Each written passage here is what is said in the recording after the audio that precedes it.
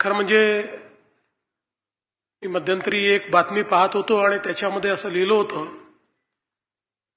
की देवेंद्र फडणवीसांचं पुण्याकडे विशेष लक्ष दिसतंय. ते 30 दिवसात 9 वेळा पुण्याला आले. आता मी तर काही मोजत नाही, पण मला आनंद आहे की कोणीतरी मोजलं.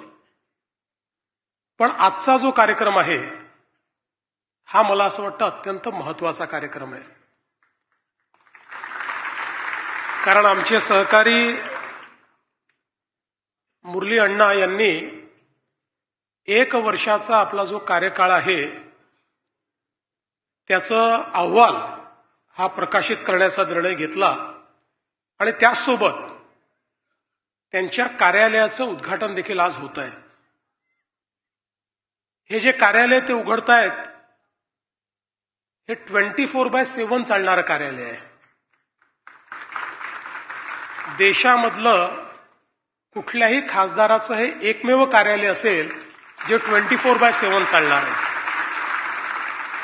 आणि म्हणून मी ठरवलं की ही संधी सोडू नये. कारण उद्या जेव्हा छापतील की एक खासदार 24/7 कार्यालय चालवतात, तसोबत माझं पण नाव येईल की उद्घाटनाला देवेंद्र फडणवीस होते.